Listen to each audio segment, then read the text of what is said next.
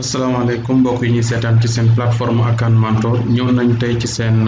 vidéo numéro 30 ba tey cours bii di Microsoft Office Word tey jii nag ñu fas yéene jàngal naka la ñuy def ba créer donc dessiner daal en 3D ba tey di jëfandikoo logiciel bii di Word donc pour nga dessiner en 3D dañuy commencer déjà créer benn forme par exemple ñu am insertion donc ñoo forme mën naa jël lii nga xamante ni moom mooy rectangle bi. Donc su ma cliquer sur rectangle ma dessiner benn forme rectangle nii voilà donc xaar ñu changer couleur bi par exemple def ko noir damay cliquer fii rek mu daal di changer couleur bi def ko noir su ma noppee ma ñëw effet donc fii rotation 3D bi ma tànn par exemple bii gis nga donc def naa effet def naa ci rotation 3D léegi nag xaaral suñu bëgg créer table boo xam day am ay tànk donc ba tey da ngay ñëw ci onglet insertion donc forme nga ñëw kon li nga xam moom mooy trait comme niñ ko gisee woon donc boo ñëwee trait nga daal di dessiner sa trait voilà boo ko dessiner ba pare boo ñëwee ci contour bi nii mën nga changer couleur bi def ko noir après boo ñëwee encore ba tey contour mën nga yokk épaisseur bi tuuti par exemple voilà mën nañu yokk épaisseur bi nii voilà donc xaaral ñu daal di xool ndax baax na fii voilà ñu gis ne am nañ benn tànk bi ñu daal di copier CTRL C ngay def rek après daal def CTRL V mu coller nga daal di ñëw kon teg beneen tànk bi fii waaw nga gis ne table am na ñaari tànk nga ñëwaat encore def CTRL V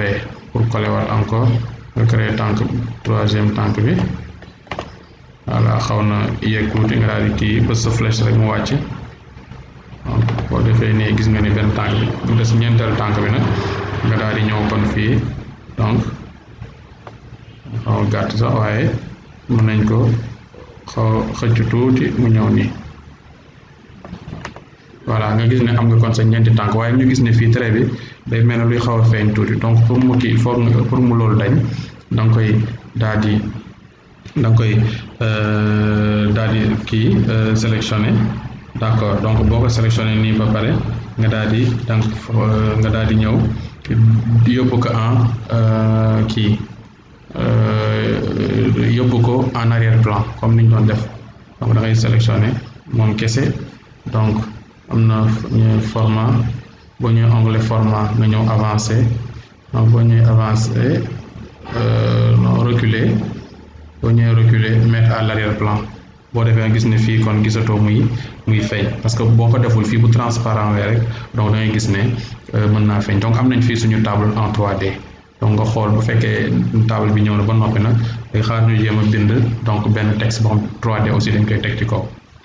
voilà léegi nag ñu daal di ci jéem a yokk kon texte pour nga yokk texte da ngay ñëw insertion nga ñëw fii zone de texte nga ñëw boo ñëwee zone de texte nga def dessiner une zone de texte donc nga daal di ñëw sa zone de texte nii ñu bind ci par exemple Akan Mentor donc mën naa agrandir texte bi donc onglet accueil def ko en rouge par exemple mën naa yokk taille bi donc voilà nga dem ba taille baa ngi nii donc en gras centré voilà donc ba defar sa texte ni nga xam ne noonu nga bëgg mu mel ko ba noppi donc soo paree nag nga daal dem ci onglet format nii donc nga daal di ñëw ci rotation 3D ba tey donc dangay dem effet donc rotation 3D donc bu ñëwee ci rotation 3D bi ñu xool voilà par exemple mën nañ jël bii wala bii donc ñooy xool ban façon lañ bëgg xool rek ba gis par exemple voilà non xaaral ñu jël beneen rotation 3D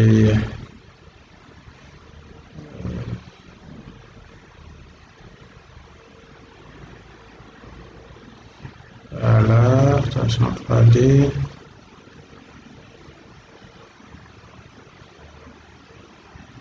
voilà ñu jël bii par exemple léegi nag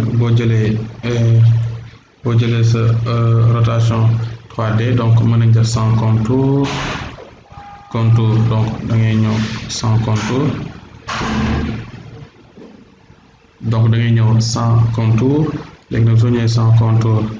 mën nga déplacer texte bi fii mu tegu ci kaw table bi donc boo defee ci kaw table bi ba pare